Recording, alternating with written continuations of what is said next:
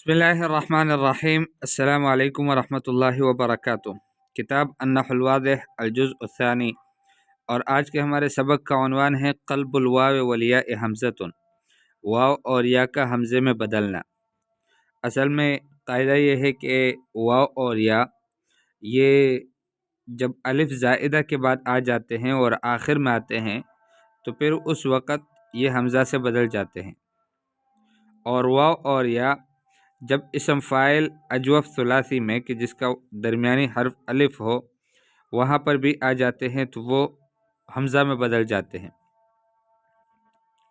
اس کی آگے مثالیں آئیں گی، پہلے آپ ان مثالوں کو دیکھیں۔ الامثلہ اذا دعاک المضطر فاستجب الدعاء، دعا اصل میں دعوت آپ جانتے ہیں، تو اذا دعاک المضطر کہ جب مضطر مجبور شخص آپ کو بلائے، حاجت مند شخص آپ کو بلائے، فاستجب الدعاء تو اس کی دعا کو، اس کی پکار کو قبول کرو۔ دیکھیں دعا اصل میں دعا تھا، اور مصدر اس کا جو ہے وہ دعاوین ہونا چاہیے تھا، واو کے ساتھ، آخر میں واو ہو، اس لیے کہ اس کے اصل میں جو ہے وہ واو تھا، تو لیکن یہاں پر وہ حمزہ آیا ہے، واو نہیں آیا۔ اس کی وجہ کیا ہے؟ اس کی وجہ یہ ہے کہ واو جو ہے یہ حرف علت ہے، اور واو یا پھر یا دونوں میں سے کوئی ایک بھی، یہ اگر آخر میں آیا ہو اور اس سے پہلے الف زائدہ ہو تو ایسا واو اور یا حمزہ سے بدل جاتا ہے، یہ قاعدہ ہے۔ تو اس لیے اذا دعاک المضطر فاستجب الدعاء ہم پڑھتے ہیں۔ اس کے بعد کان عمر اذا قضى عدل فی القضاء واذا وفى كان مثالا فی الوفاء، عمر رضی اللہ تعالیٰ عنہ جب فیصلہ کرتے تو فیصلے میں عدل کرتے، وَإِذَا وَفَى كَانَ مِثَالًا فِي الْوَفَاء، اور جب کسی کے ساتھ وعدہ پورا کرتے یا وفا کرتے تو وفا میں بھی ایک مثال تھے، نمونہ تھے۔ تو یہاں پر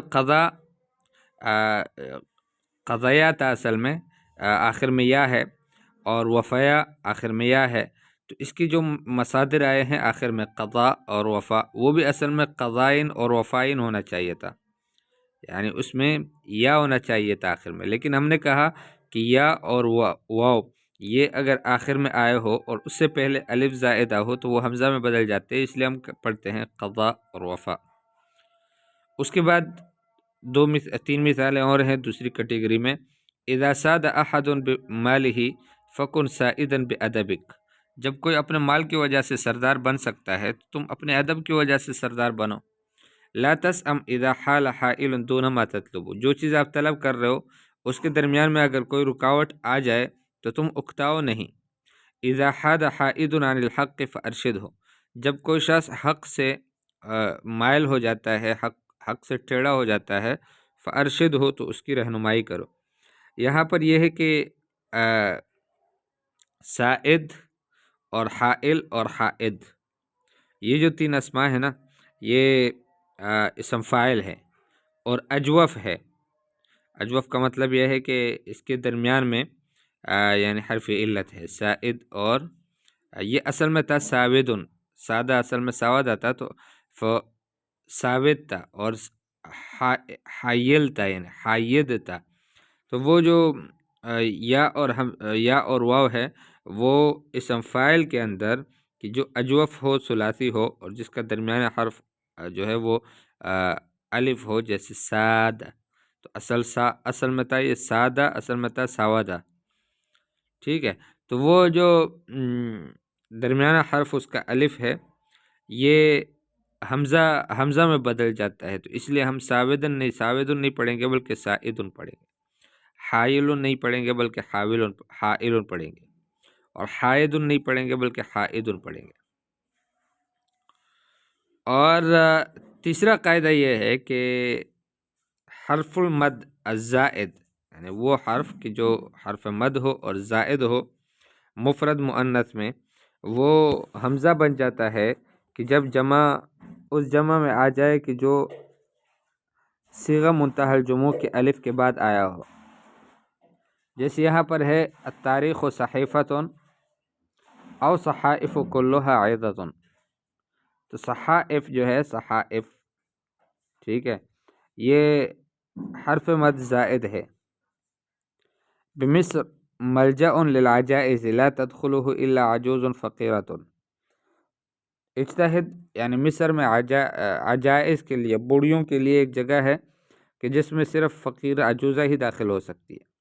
اجتہد عند کتابتک الرسائل ان یکون غرض الرسالة جلیا. جب لکھتے ہو رسائل کو تو پھر اس میں یہ کوشش کرو کہ اس کا جو غرض ہے، جو مقصد ہے جس کے لیے آپ لکھ رہے ہو، وہ اس میں واضح ہونا چاہیے کہ رسالے سے لکھنے سے مراد کیا ہے، آپ کی کیا چاہتے ہو. تو یہاں پر یہ جو ہے، یہ حرف المد زائد مفرد مؤنث میں جو حرف مد زائد ہوتا ہے، جیسے صحیفتن، ٹھیک ہے، تو یا جو ہے وہ حرف مد زائد ہے. ایسے ہی عجوز واو حرف مد زائد ہے. اور جو ہے وہ رسالتن تو الف مد زائد ہے. یہ جو الف مدہ زائدہ ہے، یعنی جو حروف مدہ زائدہ ہے مفرد مؤنثہ میں، یہ حمزہ بن جاتے ہیں کہ جب یہ جمع میں آ جائے اور صیغہ منتہی الجموع میں آئے. صیغہ منتہی الجموع کے بعد جو الف آتا ہے صیغہ منتہی الجموع کا، اس کے بعد آ جائے، جیسے الرسائل، ٹھیک ہے، تو یہ الف میں بدل جاتے ہیں. اس کے بعد البحث تشتمل امثلۃ الطائفۃ الاولی علی افعال ناقصہ. پہلے والے وہ جو کیٹیگری ہے اس کی جو امثال ہے وہ افعال ناقصہ پر مشتمل ہے. الفھا منقلبۃ عن واو او یاء. اس کا جو الف ہے وہ منقلب ہے واو سے یا پھر یا سے. افعال ناقصہ اس لیے ہے کہ اس کے آخر میں حرف علت ہے، وہی دعا وقضا ووفا. دعا وقضا ووفا یہ افعال ہے. ولكننا لا نرى هذه الواو او الياء في الكلمات دعاء وقضاء ووفاء. جبکہ ہم یہ واو اور یا اس کے کلمات دعا اور قضاء اور وفا میں نہیں دیکھتے. مع انها من مادة الافعال نفسها، باوجود اس کے کہ یہ اسی مادے کے افعال میں سے. فلا بد ان تكون دعاء اصله دعاء. پھر ضروری ہے کہ دعا کا اصل دعاوین ہونا چاہیے، قضاء کا اصل قضائن ہونا چاہیے، اور وفا کا اصل وفائن ہونا چاہیے. ولیکن حرف العلت حینما جاء متطرفا، لیکن حرف علت جب آخر میں آ جاتا ہے ایک سائڈ پہ، وقبلہ الف زائدہ، اور اس سے پہلے الف زائدہ ہو، قلب حمزۃ، تو وہ حرف علت حمزہ میں بدل جاتا ہے. وہذا تراہ لو استقرأتہ، ایسا ہی دیکھو گے، لو استقرأتہ یعنی لو تتبعتہ، اگر آپ اس کو ڈھونڈتے ہیں مضطردن، کہ یہ مضطرد ایسے ہی ہوگا، یعنی دائماً ایسے ہی ہوگا. یہ قاعدہ عامہ ہے. قاعدہ مضطردہ کا مطلب ہوتا ہے قاعدہ عامہ، اور مضطردن ہمیشہ ایسے ہی پاؤ گے. وامثلۃ الطائفۃ الثانیہ، دوسرے قسم کی جو مثالیں ہیں، تشتمل علی افعال جوفاء، وہ افعال جوفاء پر مشتمل ہے، یعنی اس کے درمیان میں حرف علت ہے. اصل الفھا واو او یا، اس کا جو اصل الف ہے اس کا اصل واو یا پھر یا ہے. وہی ساد وحال وحاد. وتشتمل الامثلۃ ایضا علی اسم الفاعل، اور وہ جو مثالیں ہیں وہ مشتمل ہے اسم فاعل پر. لکل فعل من هذه الافعال، انہی افعال میں سے ایک فعل پر، انہی افعال میں سے اسم فاعل پر. ونشاهد ان واو الفعل او یاءه لم تبق في اسم فاعله، اور پھر ہم دیکھتے ہیں کہ واو جو فعل کا واو ہے یا پھر اس کی یا ہے، وہ اس کے اسم فاعل میں موجود نہیں ہے. وان حمزۃ حلت محلها، اور یہ دیکھتے ہیں کہ حمزہ آیا ہے اس کی جگہ میں، اس لیے کہ سائد اصلہ لأن سائد اصلہ ساود، سائد کا اصل جو ہے وہ ساود ہے، اور حائل کا اصل حاول ہے، اور حائد کا اصل حائد ہے. فالحمزۃ منقلبۃ عن واو او یا، حمزہ جو ہے وہ آیا ہوا ہے واو اور یا سے.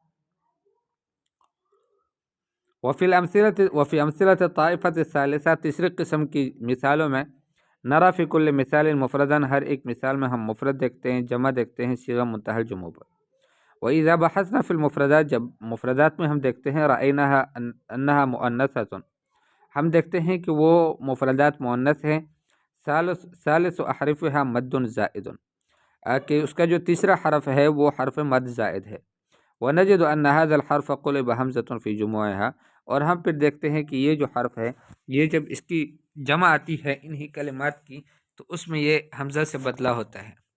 القواعد تقلب الواو والیاء حمزة اذا تطرفت احداهما بعد الف زائدہ. واو اور یا حمزہ میں بدلتے ہیں جب آ جائے واو اور یا میں سے کوئی بھی آخر میں، یعنی طرف میں، اور الف زائدہ کے بعد آ جائے، جیسے پہلی مثالیں تھی.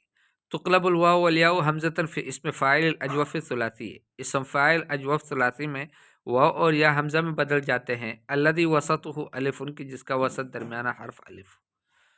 حرف المد زائد فی مفرد مؤنث، مفرد مؤنث میں جو حرف زائد ہو وہ حمزہ میں بدل جاتا ہے کہ جب وہ جمع میں آ جائے الف صیغہ منتہی الجموع کے بعد، جیسے رسالتن اور رسائل، صحیفتن، صحائف اور اس طرح کے دوسرے۔ اذکر اصل کل کلمت من الکلمات الآتیہ، آنے والے کلمات میں سے ہر کلمے کے اصل کو بیان کرو، وبین ما حدث فیہا من الاعلال وسببہ، اور اس میں جو اعلال ہوا ہے اس کو بھی بیان کرو اور اس کا سبب بھی بیان کرو۔ بین ما بہ اعلال، وہ کلمہ بیان کرو کہ جس میں اعلال ہے، وما لیس بہ اعلال من الکلمات الآتیہ، اور وہ کلمہ بھی کہ جس میں اعلال ہی نہیں ہے آنے والے کلمات میں سے، مع ذکر سبب بھی ذکر کرتے ہوئے۔ من المحتمل ان یکون بالاسماء الآتیہ اعلال، احتمال ہے کہ آنے والے اسماء میں اعلال ہو، ومن المحتمل ان لا یکون بہا اعلال، اور یہ بھی محتمل ہے، امکان ہے کہ اس میں اعلال نہ ہو۔ فما افعالهما فی الحالین، فما افعالها فی الحالین وما معنی کل فعل، تو یہ افعال پھر کیسے ہیں دونوں حالتوں میں اور اس کے معنی کیا ہے ہر ایک فعل کا۔ جب آنے والے اسماء کو صیغہ منتہی الجموع پر جمع کرو اور اس میں پھر کیا اعلال بنتا ہے وہ بھی ذکر کرو۔ ہاتی اسم الفاعل لکل فعل مما یاتی وبین وفی من اعلال و سبب، اسم فاعل لاؤ ہر ایک فعل کے لیے آنے والے افعال میں سے، اور اس میں جو اعلال بنتا ہے اس کا سبب بنتا ہے وہ بھی بیان کرو۔